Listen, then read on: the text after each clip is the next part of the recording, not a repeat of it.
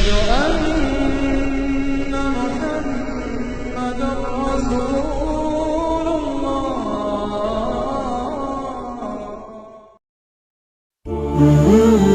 Assalamualaikum warahmatullahi wabarakatuh. Alhamdulillah. Allahumma salli ala Sayyidina wa Habibina wa Syafi'ina Muhammadin sallallahu alaihi wa alihi wasallam. Sahabat muslim rahimakumullah, beberapa waktu belakangan ini kita disuguhi dengan berita yang membuat hampir seluruh manusia merasa ketakutan, mencekam, yaitu merebaknya virus corona atau COVID-19. Ribuan yang telah menjadi korban, hampir 100.000 yang sudah terinfeksi. Banyak negara ditutup oleh karena virus ini. Bahkan umat Islam dalam rangka melaksanakan ibadah umroh saat ini tidak dapat melaksanakan ibadah itu. Begitu hebatnya pengaruh virus corona ini, dan manusia menjadi ketakutan oleh karenanya. Tetapi sahabat muslim rahimakumullah,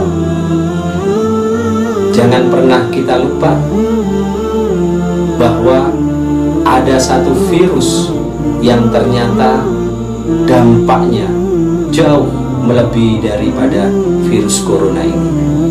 Apakah itu? Saya pribadi menamakan virus ini Kolmit, yaitu kepanjangan dari Kolbun Marid. Virus ini yang diserang adalah hati seorang manusia. Apabila hati manusia telah dijangkiti oleh virus ini, maka hatinya akan menjadi rusak. Pada saat hati menjadi rusak, maka seluruh sendi-sendi kehidupan manusia akan juga menjadi rusak.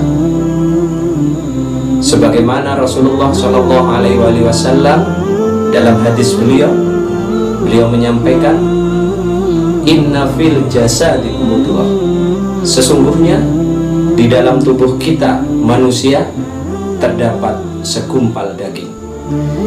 Idza soluhat sa'iru jasadi kullih, kata Rasulullah. Apabila segumpal daging itu baik, maka akan menjadi baiklah seluruh badan kita. Wa idza fasadat sa'iru jasadi kullih, dan apabila segumpal daging itu rusak, maka akan menjadi rusak pula lah seluruh badan kita. Fa huwa qalbun, kata Rasulullah. Itulah yang dinamakan dengan hati. Sahabat muslim rahimakumullah, apabila hati telah terjangkiti oleh virus yang menyerang hati kita, maka dampaknya akan menjadi luar biasa, jauh dibandingkan dengan virus corona ini. Hati yang menjadi sakit, maka penyakit yang muncul diantaranya adalah al-kibr, yaitu sifat sombong.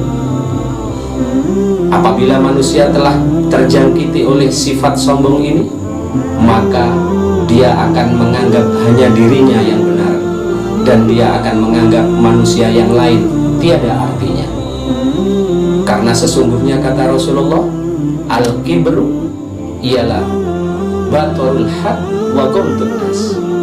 Sombong itu adalah menolak kebenaran dan menganggap manusia yang lain lebih rendah dibandingkan dengan dirinya. Orang yang sudah terjangkiti sombong, dia tidak akan pernah merasa bahwa dirinya telah kerasukan oleh penyakit sombong. Penyakit yang kedua yang akan muncul dari virus Kolmit ini, para sahabat muslim, yaitu adanya sifat hasud dalam diri manusia. Manusia yang telah terjangkiti oleh sifat hasud ini, maka setiap yang dilakukan pasti akan menyakiti manusia yang lain. Dia menganggap manusia yang lain tidak ada kebaikan. Yang dipandang oleh dia hanya kejelekannya.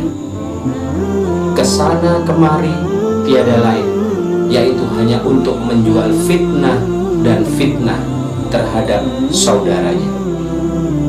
Dan ini akan menyebabkan terjadinya pertengkaran yang luar biasa. Orang tua akan bertengkar dengan anaknya sendiri, kakak akan ribut dengan adiknya sendiri, suami akan bentrok dengan istrinya sendiri. Begitu hebat dampak dari yang namanya penyakit hasad ini.